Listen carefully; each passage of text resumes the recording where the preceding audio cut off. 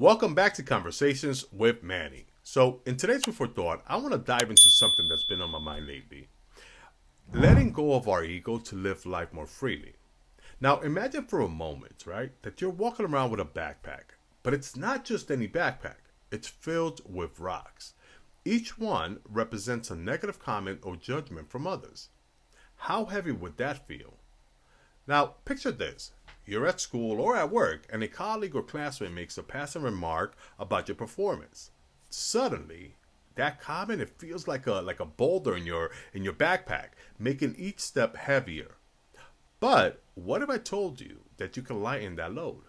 Today, let's explore how we can actually do that together. You know, there's this weight we all carry sometimes, all of us. A subtle but heavy weight called our ego. Picture it like a balloon, right, that we inflate with every compliment and positive thought about ourselves. But then, when someone makes a negative comment, it's like a pinprick, right, that deflates that balloon, leaving us feeling flat and hurt. Now, why do we let such comments bother us so much? Well, maybe it's because we're too attached to our self-image. We want to be seen as great drivers, caring friends, or talented individuals. When someone challenges that image, it can feel like a personal attack. It's like someone threw mud on a beautiful painting we've worked so hard to create. Now, I'll give you a personal story. A few days ago, I had a passenger who commented on my driving. "You could use your turn signal more often," she said. At that moment, her words had hit me like a ton of bricks.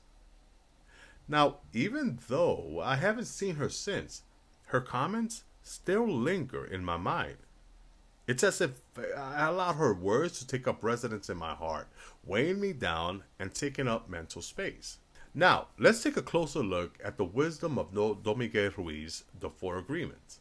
Focusing on the second agreement. Don't take anything personally. Now, this principle is like a secret key.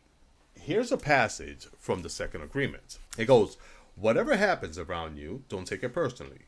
Using an earlier example, if I see you on the street and I say, "Hey, you're so stupid," without knowing you, it's not about you, it's about me.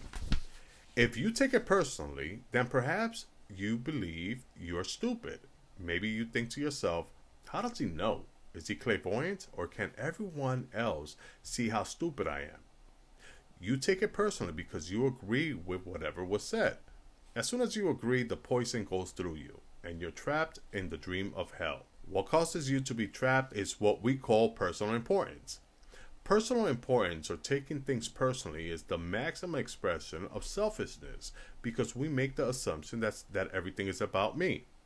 During the period of our education or our domestication, we learn to take everything personally. We think we're responsible for everything. Me, always me. Nothing other people do is because of you. It's because of themselves. All people live in their own dream, in their own mind. They're a completely different world from the one we live in. When we take something personally, we make the assumption that they know what is in our world, and we try to impose our world on their world. Now, you have to agree. We all see the world through our own lenses, shaped by our own experiences and emotions. Now picture this. If everyone wore glasses tinted with their personal experience, how clear would our vision be? When someone criticizes you, it often reveals more about their insecurity than about you. For instance, when my passenger commented on my driving, it might have been more about her own frustration than my actual skills. Maybe she was having a rough day, or maybe, just maybe, she felt insecure about her own driving abilities. Now, by not taking things personally, we create a protective barrier around our emotions. Think of it like wearing a raincoat in the storm, right? Instead of letting the rain representing other people's opinions soak us to the bone, we stay dry and secure. This emotional independence allows us to maintain our inner peace, regardless of what others say. Now, let's address the suffering that often accompanies taking things personally. Again, imagine carrying a backpack filled with heavy stones, each one representing a hurtful comment or criticism. The more stones you add, the heavier it gets, right? But What if we could just drop that backpack? By embracing the second agreement, we can choose to lighten our mental load. It's about freeing ourselves from the emotional turmoil that comes with internalizing every criticism. Let's take a moment to think. Have you ever felt weighted down by someone's opinion? How did it affect your mood or self-esteem? I invite you to reflect on a time when you took something personally. What would it have felt like if you let that go? Now, let's talk about some practical ways to apply this principle in our daily lives. Number one, mindful practices. Start your day with a few minutes of mindfulness. Sit quietly, breathe deeply, and remind yourself that you're not defined by others' opinions. This simple practice can really set a positive tone for our day. Number two, journaling. Keeping a journal when you write down negative comments you receive and then counter them with the positive affirmations about yourself. Transform that negativity into empowerment.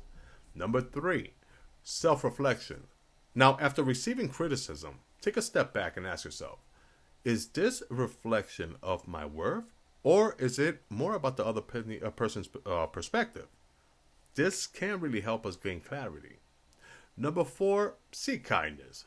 Respond to criticism with kindness, acknowledging the other person's feeling, but stand firm with in your self-belief.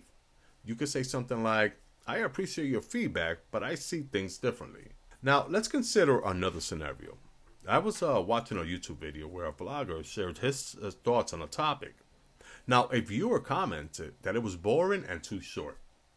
However, I found his message to be inspiring. It was concise, it was to the point, exactly what I needed to hear. This shows the subjective nature of opinions. What's boring to one person might be enlightening to another. So, let's strive to be sweeter, humbler, and kinder in our interactions. By choosing not to let others' comments disturb our peace, we can live more freely. Imagine bowing down to negativity and walking away lighter. Ultimately, letting go of our ego allows us to embrace a more joyful existence. And yes, it's not easy, but with constant reinforcement, we can and will become better at not taking things personally. Remember, the next time someone says something that stings, it's just their perspective. It doesn't define who you are. Let's drop those heavy backpacks, embrace that kindness, and shine our light in the world. Now, thank you for joining me on this journey today. I hope you found this discussion thought-provoking and inspiring. Until next time, keep shining. And if you found value in this message, please subscribe, please like, comment, and most important, please share with someone who might need to hear this. Help us get to 500 subscribers by January 1st.